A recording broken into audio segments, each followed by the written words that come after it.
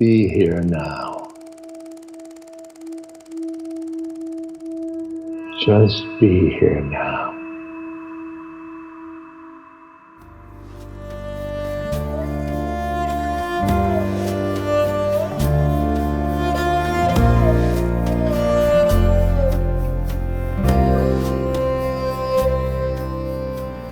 Welcome to the Krishna Das Pilgrim Heart Hour. In this podcast, Krishna Das shares his warm-hearted and down-to-earth path to the divine. If you are interested in supporting Krishna Das's podcast, please go to BeHereNowNetwork.com/KD.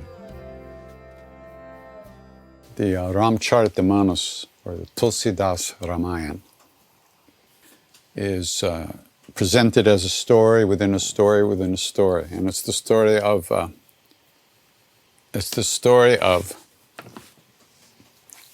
see exactly how it goes. I don't remember, but like I said, Parvati asks Shiva about who he's remembering all the time, and Shiva says it's Ram, and Parvati says, like, what's the deal with this guy?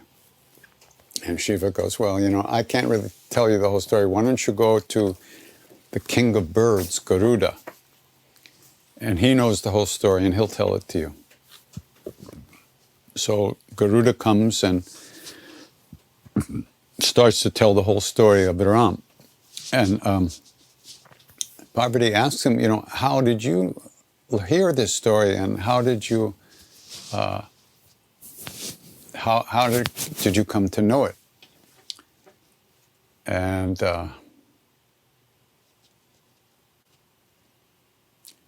something happened with Garuda, and I forget exactly what it was. I'm a great devotee. And he was told to go to the king, to this crow. There was a crow who lived on a mountain. And he's the one who knows the whole story of Ram. And that Garuda should go to him to hear the whole story. So he went to this crow, whose name was Kakabhushundi. And he approached him, and Kakabhushundi was sitting there under a tree telling these stories of Ram to these other birds who had congregated around him. And he welcomed the king of birds. Garuda is the king of the birds. And Garuda said, could you please tell me this story? And Kakabhushundi said, sure. So then after the story was over,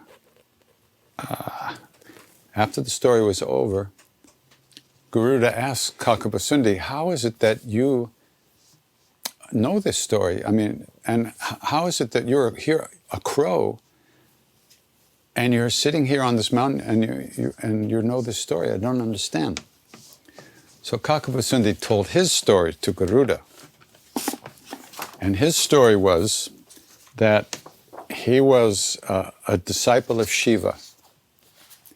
And he had a very good guru, a very kind, loving guru. But as a disciple, he was very arrogant. And he didn't like devotees of Vishnu. And he was a very nasty guy, very arrogant guy. But his guru was so kind and loving to him. So the crow says one day he was sitting in the Shiva temple, meditating. And his guru walked in. And the crow, Kakabhushundi, as a man, pretended that he didn't know his guru had come in the temple and didn't get up out of respect for the guru. And at that instant, Shiva manifested and came through the lingam and manifested right there in the temple. And he points to this arrogant disciple and he said, I curse you for the disrespect you've shown to your guru. I curse you. You will be born a crow, and you'll be born a crow and you remain a crow for eons. So the guru was horrified because he loved his disciple so much. And he prayed to Shiva to take back the curse. And it's a very beautiful prayer, and I'm going to sing it for you right now. But at the end of the prayer, Shiva said to him, okay, I can't take back the curse, but I can change it. So yes, you will be born as a crow for eons, but you will be a perfect jnani. You will be an enlightened being. And more than that, you will be witness to all the leelas of Ram in all the different universes. You will be able to see how Ram takes a form in every universe to alleviate suffering. You will see the Ramayana in every universe, and you will be able to tell people these stories. So that was what happened. So Kakabasundi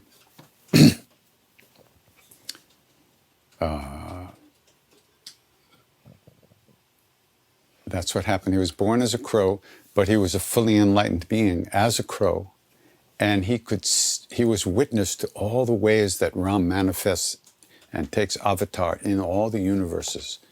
In our universe, Ram looks like a man. In other universes, he looks like whatever those beings look like.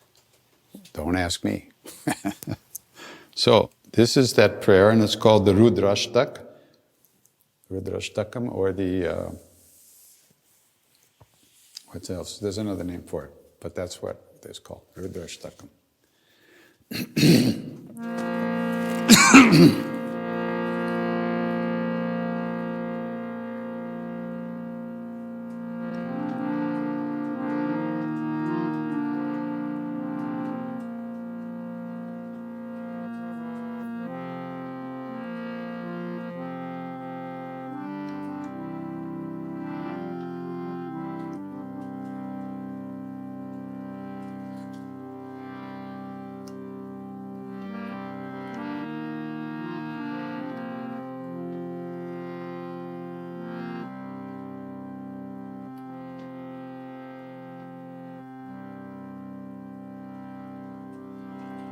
I forgot the melody.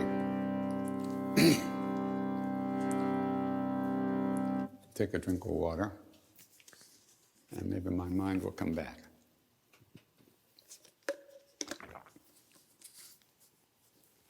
The other name is called the Shiva Stuti.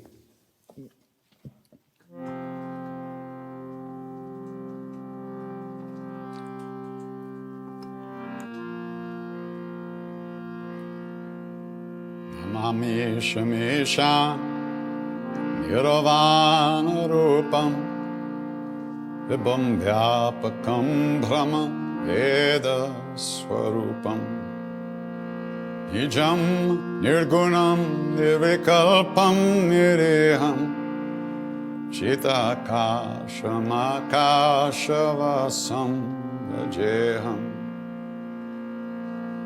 Akaram Omkaram Ulam Turiyam Gira Jnana Gotirtamisham Girisham Karalam Mahakala Kalam Kripalam Gunagar Samsara Param Natoham Sharadri Sankash Karam Gabiram Manobhut Kotip Prabhashri Sariram Swaran Molikaloni Charu Ganga Lasadbha Balendu Kante Bhujanga Chalat Kundalam Bru Sunetram Vishalam Prasananam Nilakantam Dayalam Nagadisha Charamam Baram Mundamalam Priyam Shankaram Sarvanatam Bhajan Prachandam Prakrishtam pragalbam padesham akandham ajambhanu kote prakasham triyashula nirmulanam shulapani Bhajeham bhavani pate bhavaganyam Kalatita kalyana kalpantakari Sada sajanananda data purari Chitananda sandoha mohapahari Prasida prasida prabho manamatari Nayavadumanata padaravindam Bhajanti loke parevanarana Natavat sukham shanti santapanasham Prasida prabho sarva bhuta devasam Najanami yogam Chapam neva pujam Natoham sada sarvada shambhutubhyam Jara janma dukhoga tatapyamanam Prabhu pahi appanna namamisha shambho Udrashtakamidam proktam viprena hartoshe Ye patanti nara bhaktya tesham shambhu prasidite Karpuragaram karunavataram samsarasaram bhujagendraharam Sada vasantam hridayarabinde Bhavam bhavani sahitam namami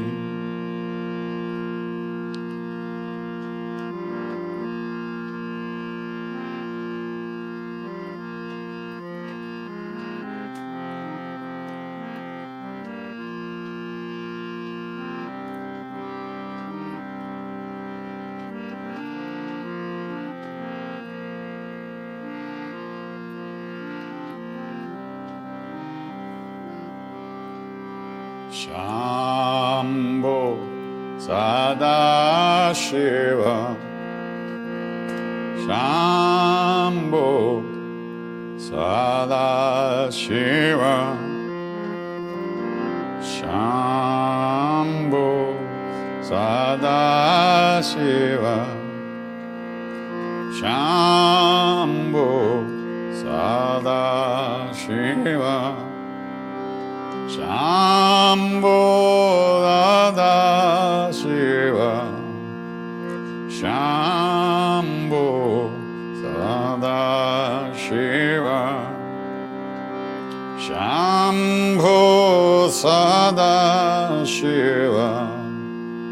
Shambho Sada Shiva Shambho Sada Shiva Shambho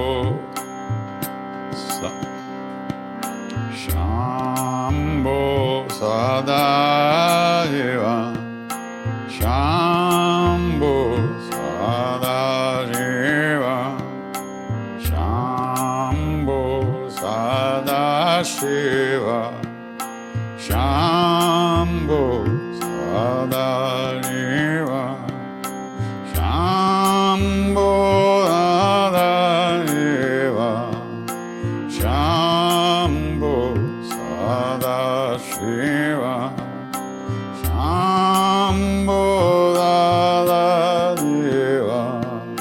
Shambho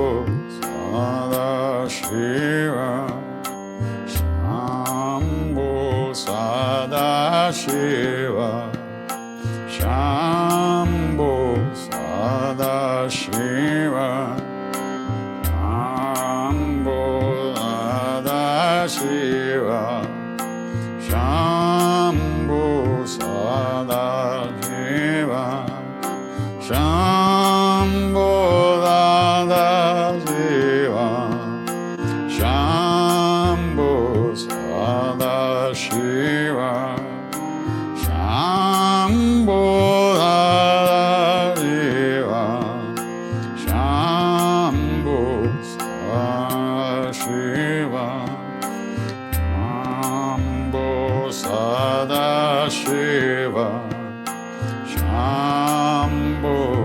Sadashiva.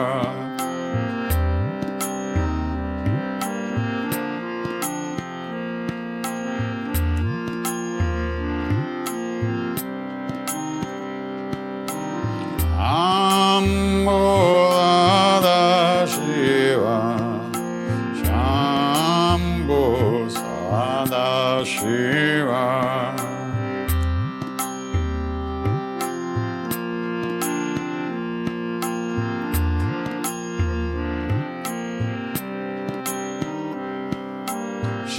Shambhu Sadashiva, Shambhu Sadashiva.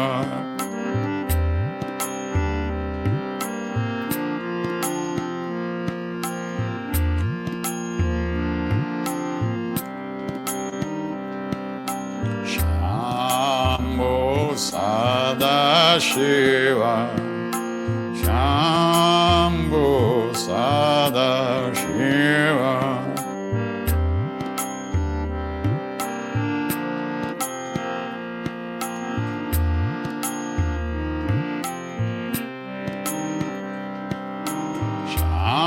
Shambhu Sadashiva, Shambhu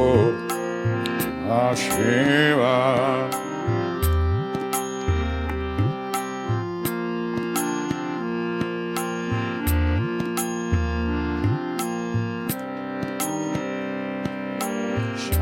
Shambhu Sadashiva, Shambhu Sadashiva.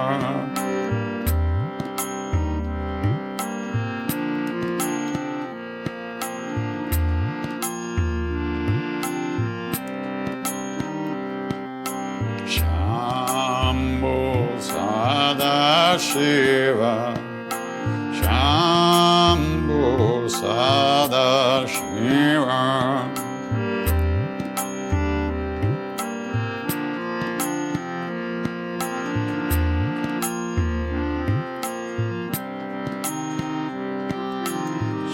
Shambhu Sadashiva, Shambhu Sadashiva.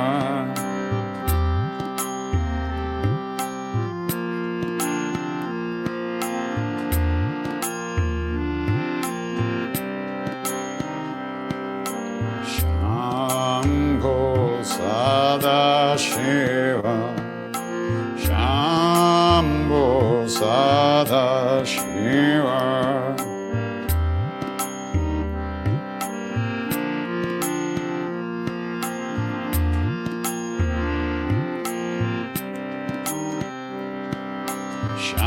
Shambhu Sadashiva, Shambhu Sadashiva.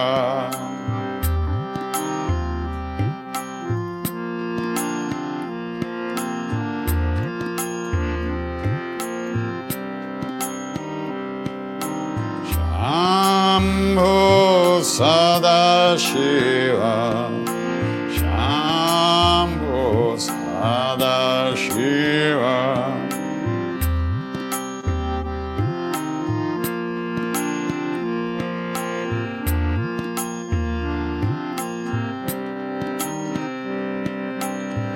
Shambhu Sadashiva, Shambhu Sadashiva.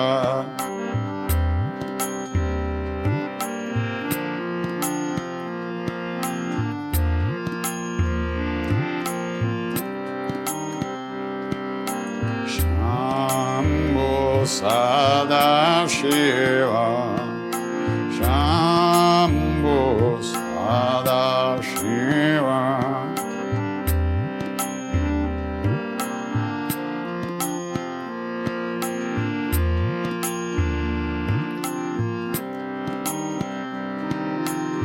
Shambhu Sadashiva, Shambhu Sadashiva.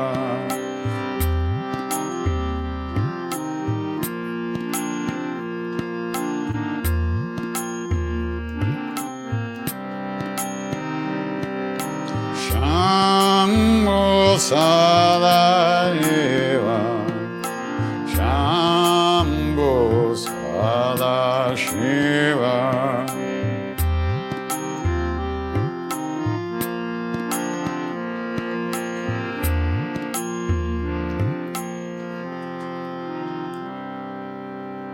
Shambho Sadashiva, Shambho Sadashiva, Shambho Sadashiva, Shambho Sadashiva.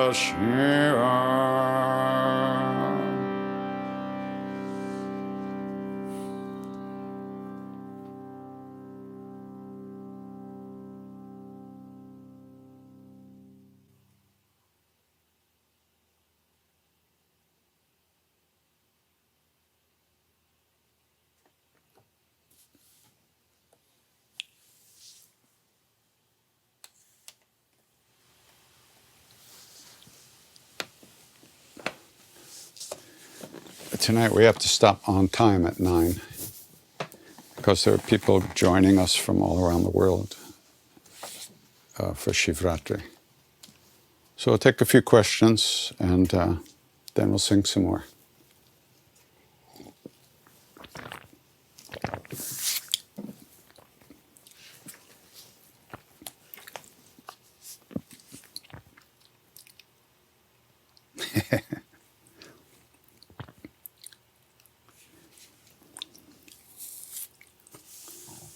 Question for KD, how do I meditate? Is there a specific way or a better way to meditate? Sometimes I chant God's name in my heart in an imaginary mala. Is that also meditation?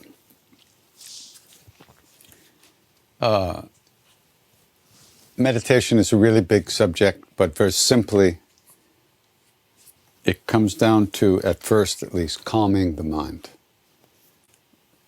Coming back from dreamland and coming back home to oneself again and again and again until one gets somewhat familiar with the feeling of being at ease within oneself. Whoa, got a cramp. So anything that helps you slow down, the repetition of God's name, watching your breath, counting your breath, repeating the name silently, moving your mouth, or repeating the name actually in a whisper, or singing the name if it's convenient to do that. This is all meditation practice, essentially. So that's all, it's all good. Find one practice that you feel comfortable doing, and don't try to make anything happen, okay? Don't manipulate, don't expect fancy, nice, big emotional this or that, and lights to come on and everything. Just slow down. Everything is here. This is where we have to find out where that is. So that's the way one should start. And Katie, somebody says, no, where was that other question here? Does a yogi have to be completely abstinent to make progress? Well, I certainly hope not. I certainly hope not. No, one does not have to be completely abstinent. In fact, trying to be celibate and be busy in the world is very difficult, and it can create a lot of tension inside. Really, so many of our issues as Westerners is that we can't accept all the different parts of ourselves. There's so much self-loathing and self-hatred, self-judging, and we think if we do this, we'll be good, and if we don't do that, we'll be good. You know, take it easy. Take it easy on yourself, really. Don't try to fit yourself into some intellectual mold that you think is holy. That's not the case. Each one has to find what works for us.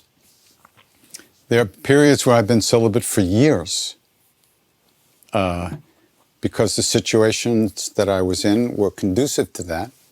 One of those times was in India with Maharaj-ji. I just wasn't interested. I just wanted to be with him. So it was not much of a problem. Ha ha ha. It wasn't that difficult.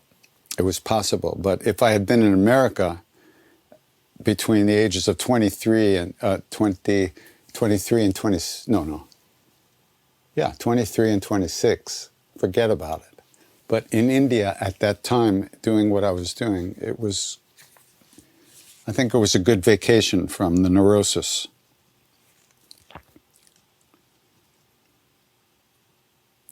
The men in the boat in that story did not recognize me. They didn't know it was me. I didn't know it was me. But they were this is what they were doing. They were playing that Hara Hara Mahadev to anybody who, as they were floating on the river. I guess they liked it. No, they didn't know it was me.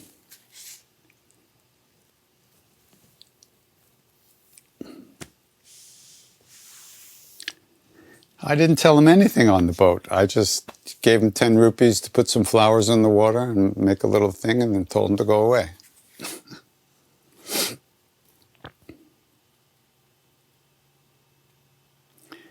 How was Mahashivratri with Maharaj-ji? I don't think I was ever with Maharaj-ji on Mahashivratri. That was during the winter time, and he used to travel in the winter. I don't remember being with him, but I could have been, but I don't remember. And same with Siddhima. In the winter, she was usually traveling in places. But I was with Tiwari for many different Shivratris. And it was incredible. For Shivratri, he and his wife would do 4 Shiva pujas in a row. And it would take them about 12 hours. And they would sit there and not get up. And he would be chanting the mantras, and she would be ringing the bell and making the offerings and doing all kinds of things, and he'd be chanting the mantras. And there's a long story about that I could tell. We don't have time now, but one time I actually went out of my mind. Oh, one of many times, but that was, it was incredible. Incredible.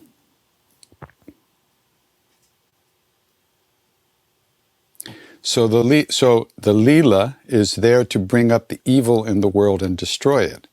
How to destroy it? Well, when you're God, you'll know. We just do the best we can. Those Leelas are God's Leelas.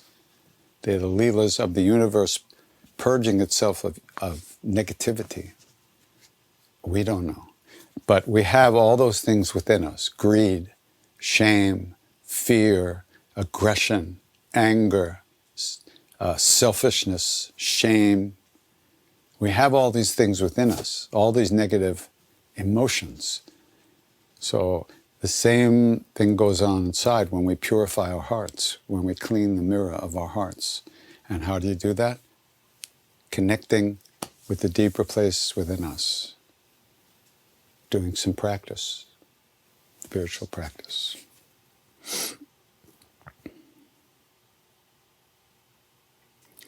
I feel I'm at a breaking point, a slave to my emotional attachments, and can't find any purpose in life. Any advice? I feel lost. Look in the mirror. You're not lost. You just don't like what you're feeling. That's called attachment to negative emotions, identifying with negative feelings. They are not who you are, but we are glued to them because we've been glued to them for eons. So one has to do some practice. One has to work with one's negativity to release it, and one to try to understand where it comes from to some degree so one can release it. But you're not lost, you're right here. You're always here. Where else could you be? You're here, aren't you? You just don't like it. That's the whole thing. So if you don't like it, that's called suffering. How do you relieve suffering? How do you find freedom from suffering? Do some practice. When you have strayed so far from the divine, how do you feel worthy enough to return? Same story. Negative stories we tell ourselves. They are not true. They are absolutely not true. But we believe them. Each one of us has that internal, inner indwelling presence. The love that lives within us is who we are. But we're turned away from it. But that doesn't mean it's not here. And that doesn't mean it's not more real than what we think is real. So one learns to slowly turn and move more deeply into oneself. You're never far away from God because God lives within you as who you are, who you truly are, not who you think you are or emotionally feel you are. So, but we're attached to those, identified with those feelings, so it's very painful. Do some practice. Do some chanting. Do some sitting. Quiet the breath. Do some asana. Do some pranayama. Do whatever you can to lighten yourself up a little bit. And don't try to get away from those negative feelings. You can't get away from them, but you can learn to let them go again and again. Again and again. How do you know that you're awakening? Well, I don't think you do. But if you're more kind to other people, and if you don't obsess about yourself all day long, that's a good sign.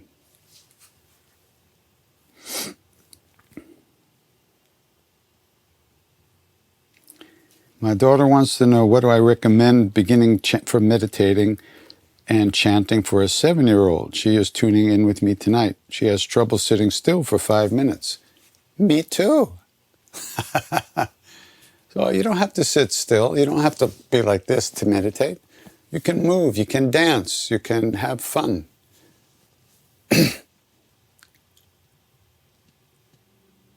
But when you're moving and dancing, so you put on the chanting, right? And you're dancing to the music. Enjoy. And when you notice that you're thinking about other things, just come back to the feeling of dancing. And if you decide to sit down for a while and listen to the chanting, just listen to the music, listen to the chanting. And then you might notice that you're not paying attention. You're thinking about other things. Then just simply come back again to the music. But don't try to sit still like this. That's not going to, why would you do that? That's no fun. So just take it easy, be at ease, be gentle with yourself, and just treat people well, you know?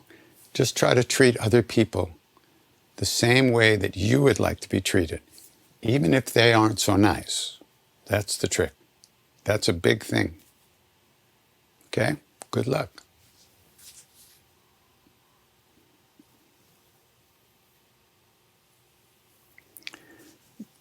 During the movie, the Windfall of Grace, I mentioned that there were 4 or 5 things that Maharaj-ji said people need. No, that's not what he said. He said, you've heard of Ashtanga Yoga, the 8-limbed yoga, right? Maharaj-ji said the Westerners were qualified for the 5-limbed yoga. And those 5 limbs were eating, drinking tea, wandering around, sleeping, and yapping and talking all the time about everything. That's what he meant by gossiping. That was what the Westerners were qualified for, the 5-limbed yoga, which we participated in very intensely.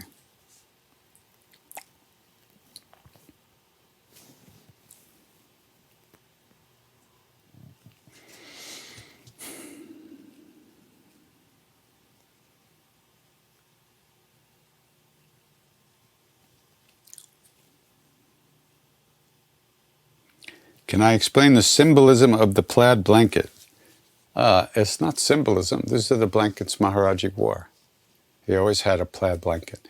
sometimes when it was very hot out, he either had a white sheet or a lightweight shawl.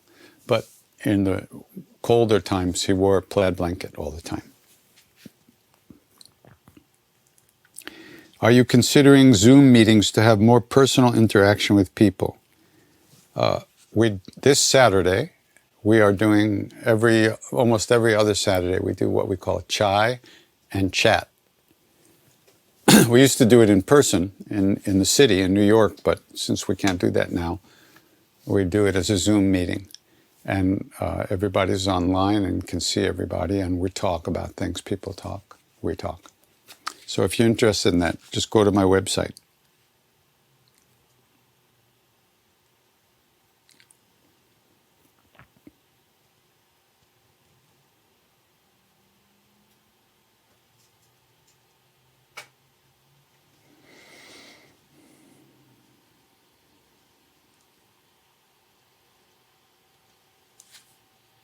What is bhang, and why is it spiritual prasad on this day?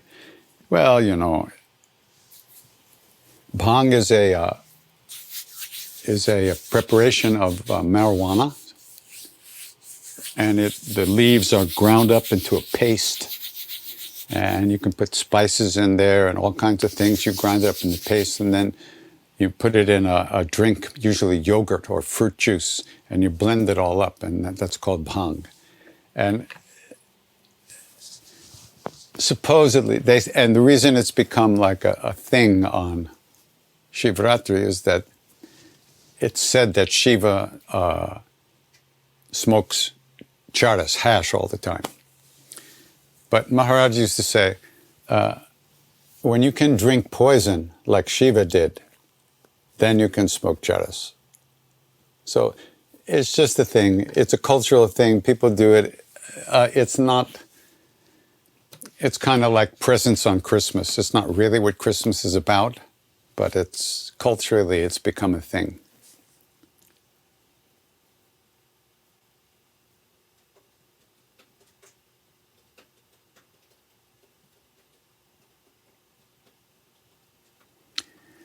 Is it necessary to sit with enlightened souls or those who remember or vibrationally at a special level?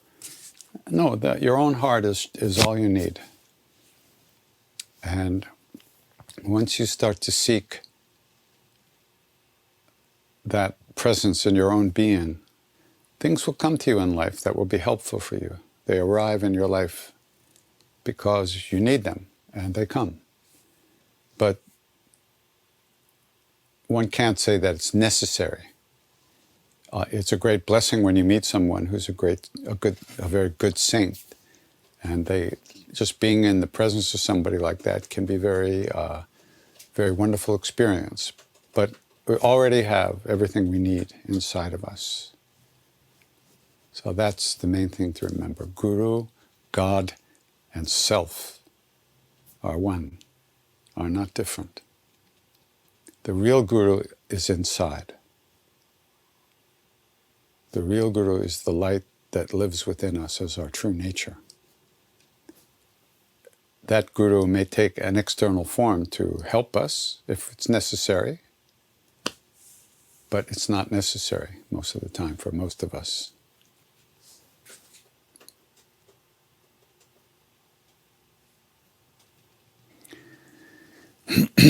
Oh, well, like I say, we have to stop at 9 tonight.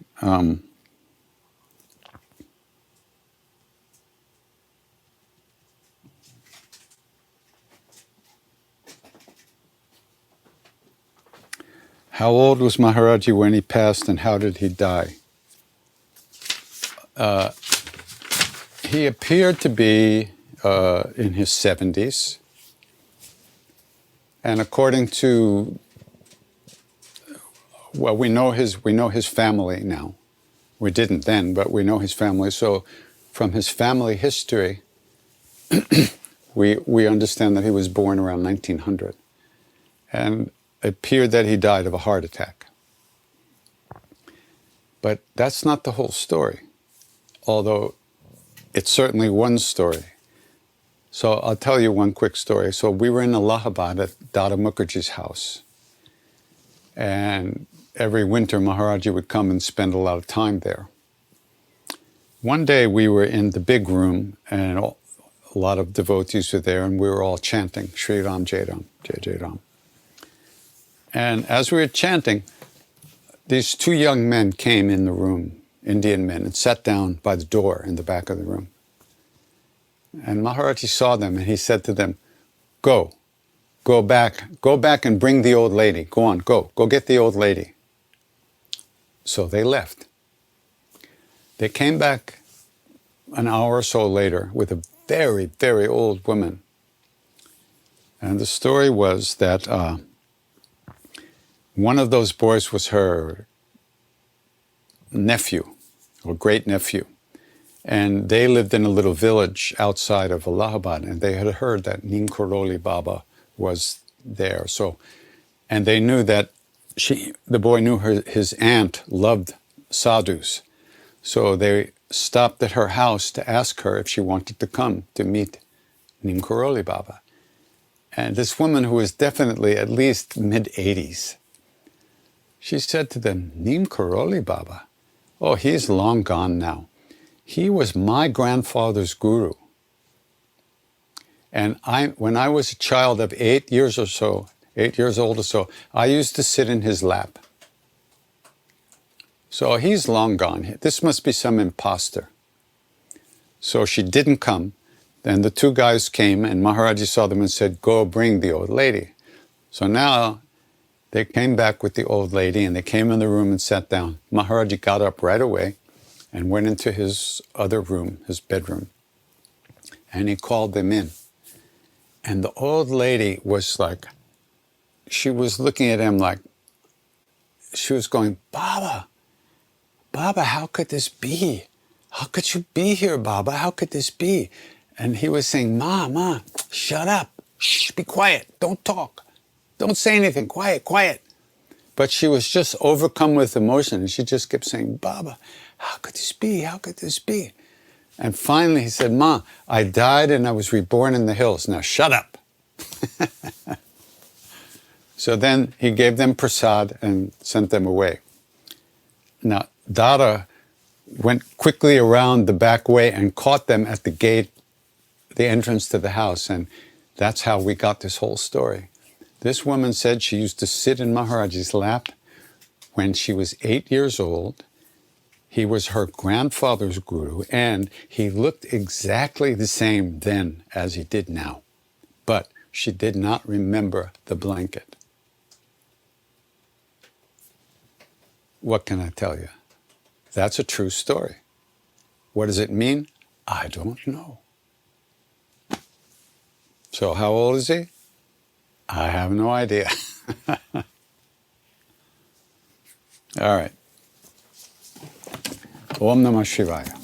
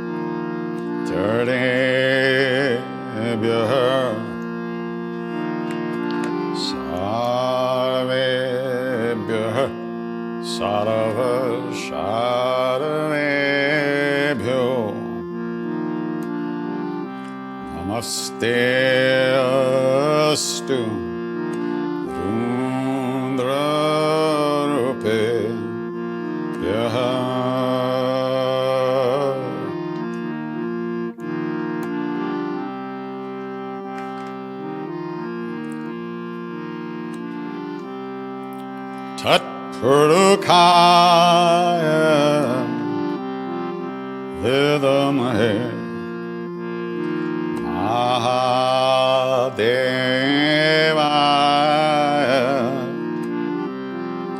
Dhimahi Tanno Rudraha Prachodayat.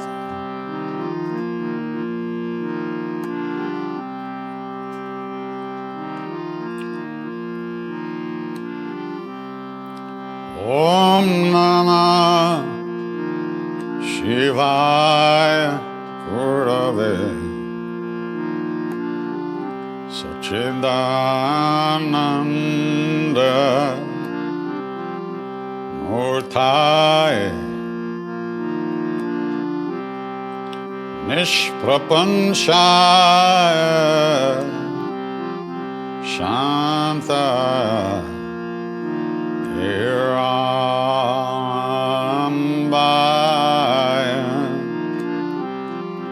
Tejase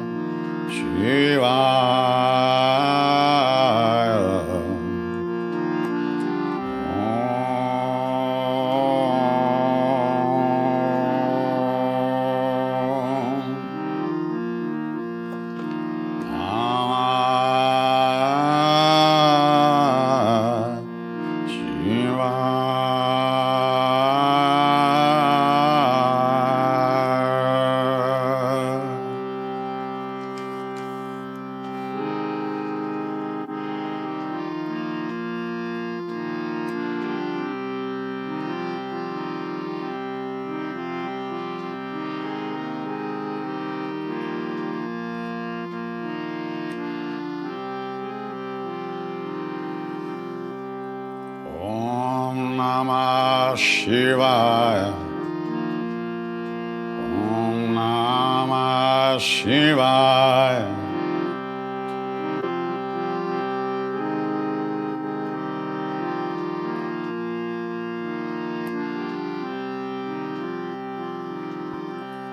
Om Namah Shivaya.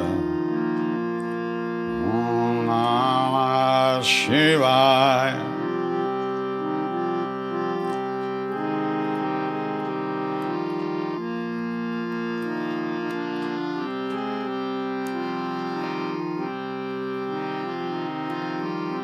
Shivaya Namaha. Shivaya Namaha. Shivaya Namaha.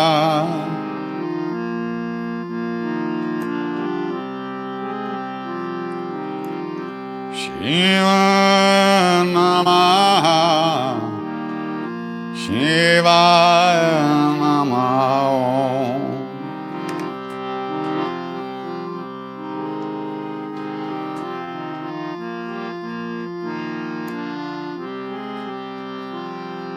Shambho Shankara Namah Shivaya. Vidya Shankara Namah Shivaya.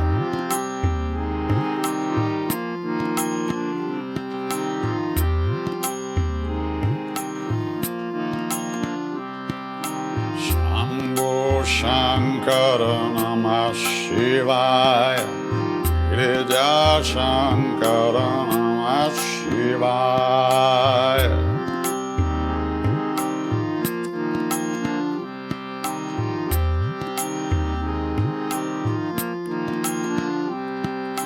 Shambho Shankara Namah Shivaya. Girija Shankara Namah Shivaya.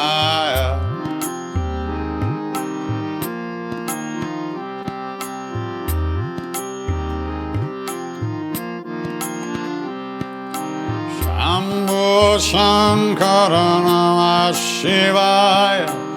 Girija Shankara Namah Shivaya.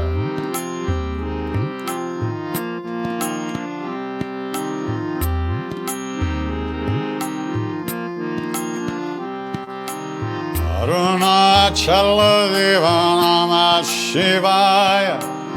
Arunachala Shiva Namah Shivaya.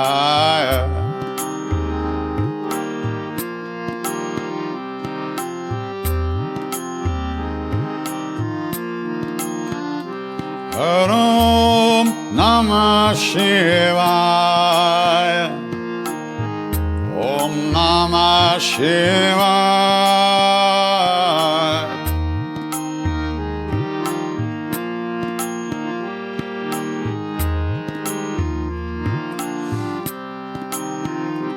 Om Namah Shivaya.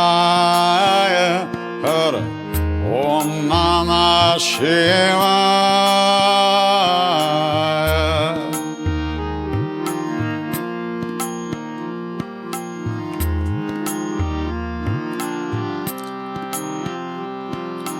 Shambhu Shankara Namah Shivaya. Girija Shankara Namah Shivaya.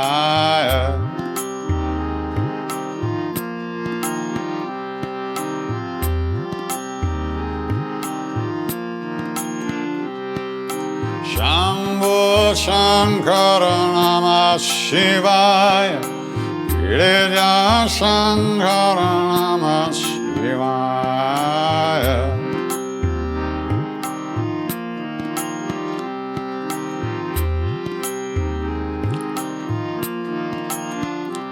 Om Namah Shivaya. Om Namah Shivaya.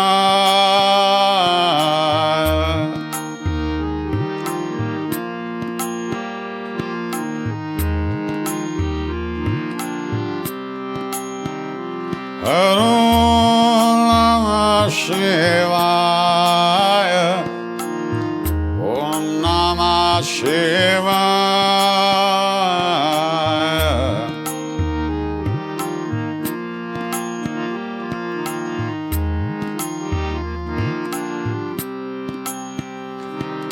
Shambhu Shankara Namah Shivaya.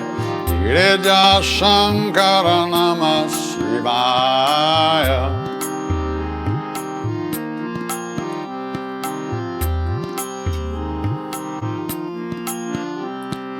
Shambhu Shankara Namah Shivaya. Girija Shankara Namah Shivaya.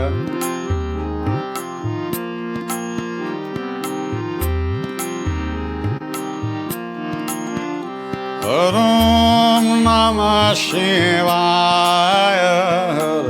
Om Namah Shivaya.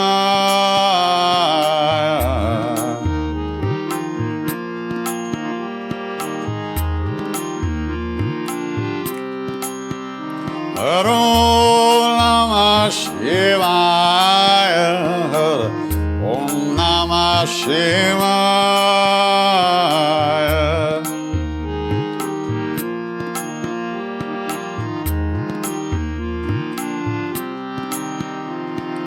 Shambhu Shankara Namah Shivaya.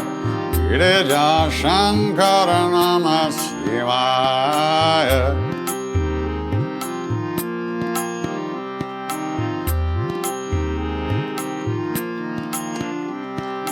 Shambhu Namah Shivaya. Girija Shankara Namah Shivaya.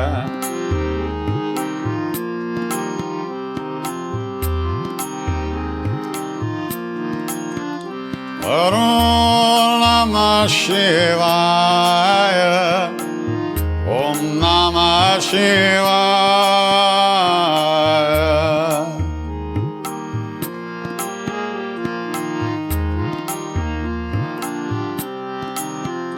Om Namah Shivaya.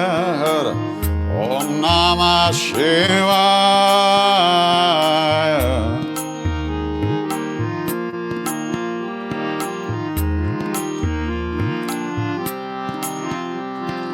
Shambhu Shankara Namah Shivaya. Girija Shankara Namah Shivaya.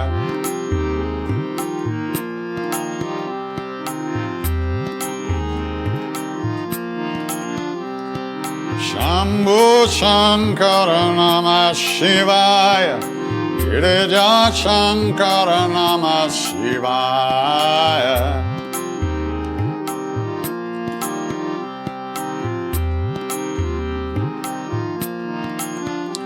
Om Namah Shivaya, Namah Shivaya, Namah Shivaya, Om Namah Shivaya.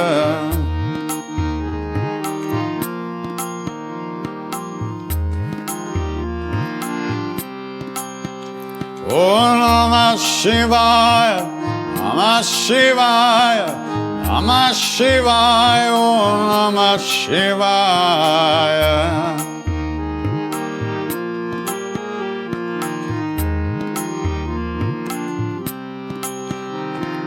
Shambhu Shankara Namah Shivaya. Girija Shankara Namah Shivaya.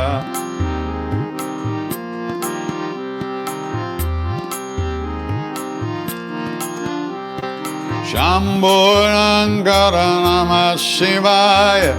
Girija Shankara Namah Shivaya.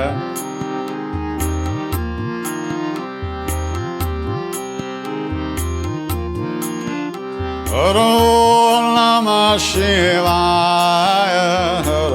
Om Namah Shivaya.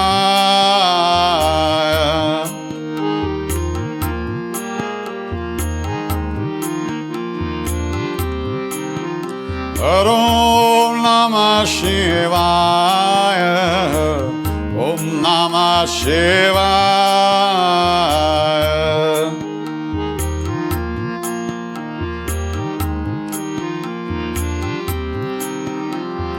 Shambhu Shankara Namah Shivaya. Girija Shankara Namah Shivaya.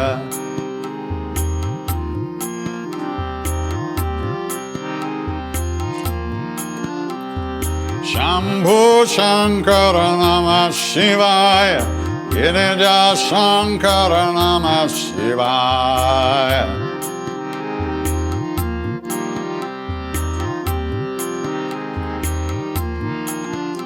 Om Namah Shivaya, Namah Shivaya, Namah Shivaya, Om Namah Shivaya.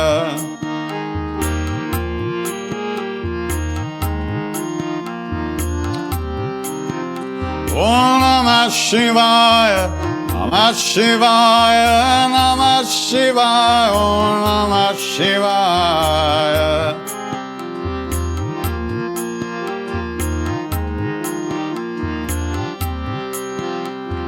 Shambhu Shankara Namah Shivaya.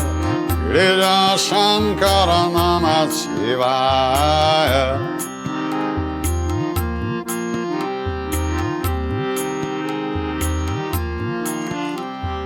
Shambhu Shankara Namah Shivaya. Girija Shankara Namah Shivaya.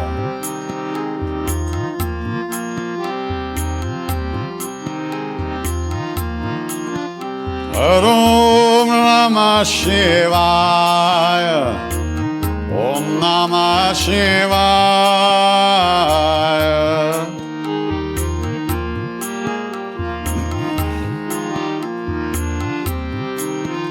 Om Namah Shivaya.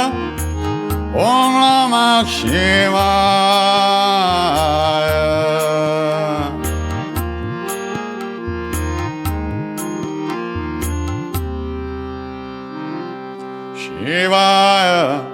Namaha, Shivaya Namaha,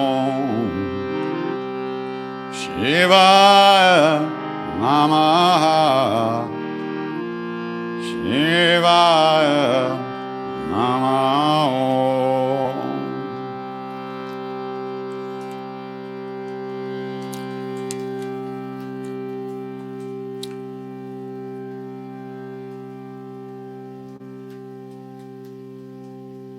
Thanks for coming, singing tonight, joining in this open heart space that we truly live in.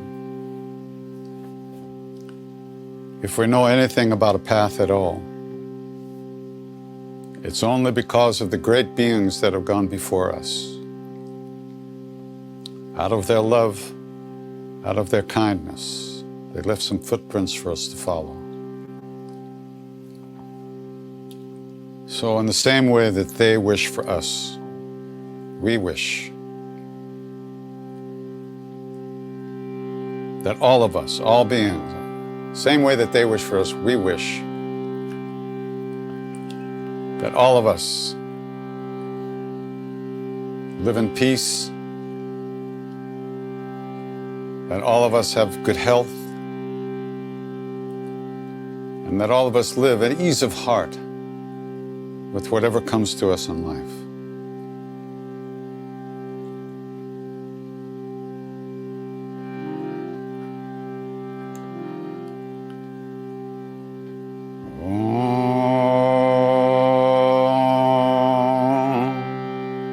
Chanting, chanting,